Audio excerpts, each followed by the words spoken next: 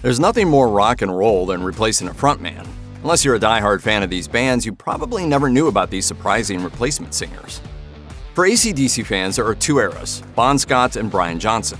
Yes, there was that strange period in the 2010s when Johnson didn't perform because of health reasons, and the Aussie rock band teamed up with Guns N' Roses' Axl Rose. But let's not talk about that too much. There was another AC/DC vocalist before Scott, though. In fact, he was the original singer for the band between 1973 and 1974, Dave Evans. As Evans explained to NRK in 2012, the group started gigging and planning songs for their debut album right out of the gate. Unfortunately, there was tension between Evans and the band's then manager, especially after a stint on a tour when the singer's voice gave out and the manager stepped in to do the songs. Then it all came to a head one day. Evans explained, "We had a night off in Adelaide. We'd all had a few drinks and spoke up, and the manager sort of smart-mouthed me. I just flew across the room and got stuck into him. The boys pulled us apart and nobody got hurt."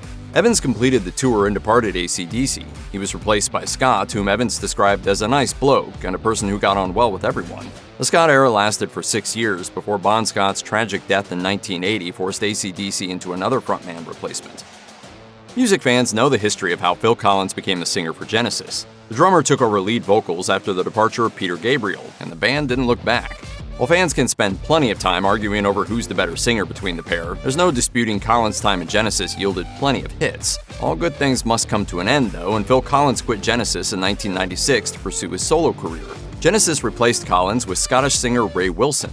Speaking to Rolling Stone in 2022, Wilson explained that he secured the gig because both he and Genesis were signed with Virgin Records at the time. Someone at the company put Wilson in touch with the band, and Wilson said he thinks he got the role because he sounded a bit like Gabriel, which fit the direction of where the band wanted to go. With Wilson as a singer, Genesis released the album Calling All Stations. This version of the group didn't last long, though. The album was poorly received in the US, and they called it a day soon thereafter. Later, Genesis and Collins joined forces for reunion tours.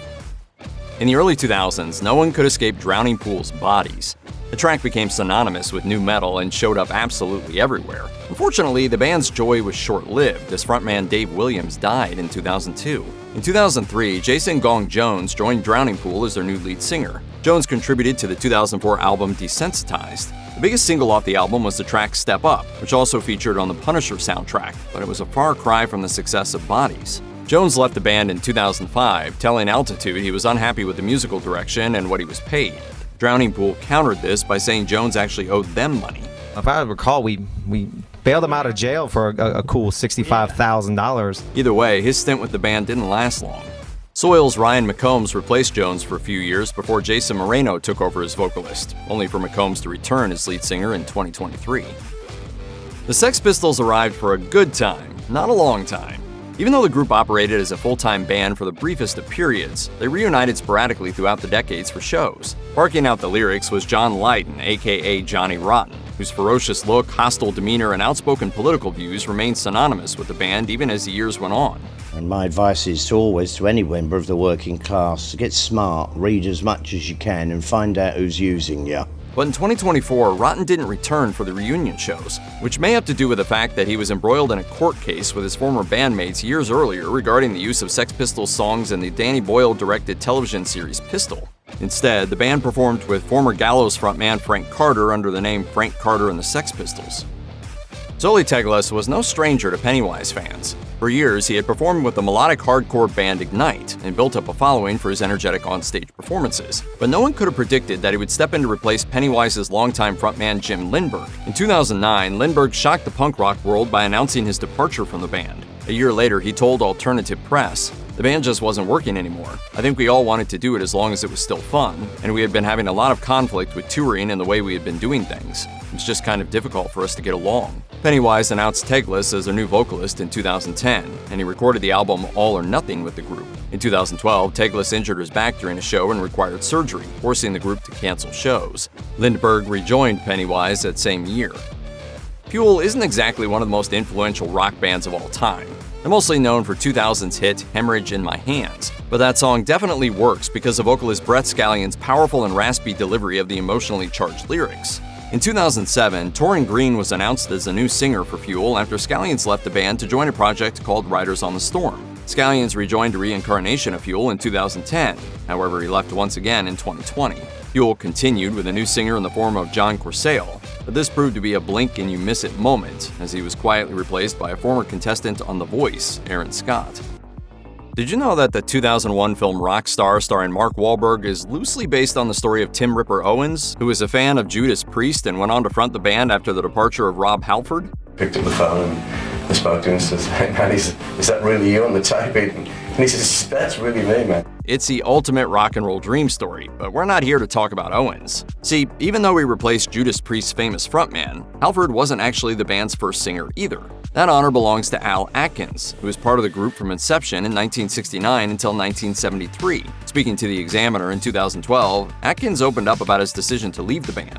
He said, "I was the only one in the band that was married with a kid to feed, and without a record deal and the backing we needed, I just couldn't survive anymore, so I decided to get a haircut and a 9-to-5 job." Atkins added that he came to regret his decision, but he was happy to see his former bandmates achieve success with Halford.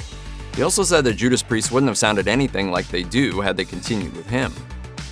When you're talking about early 2000s pop punk, it's impossible to not mention Yellowcard, who slotted themselves comfortably next to other hard hitters like Good Charlotte and Sum 41. The addition of a violin in their sound makes them stand out from the jump, but their music is also aided by Ryan Key's distinct voice and songwriting ability. It could have turned out much differently had Yellowcard stuck with their original lead singer, Ben Dobson.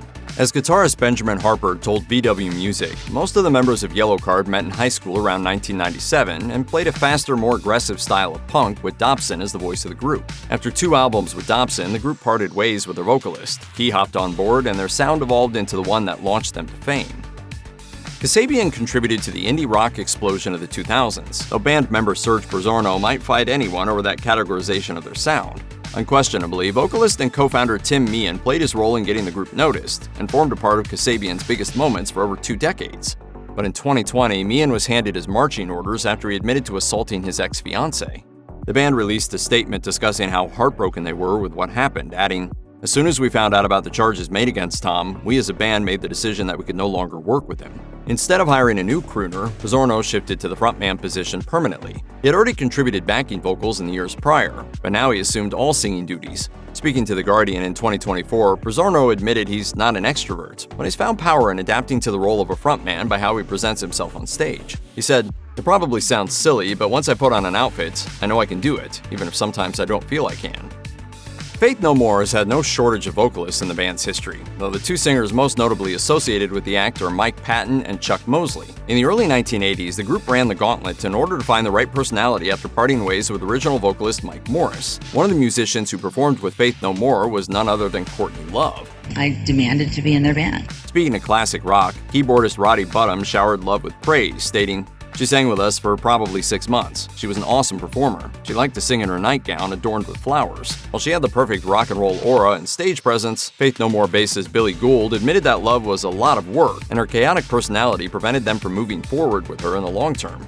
Not long after that, Mosley would join Faith No More as a singer on a permanent basis. Things turned out more than okay for Love, as she went on to form the acclaimed alternative rock band Hole and become a celebrity in her own right.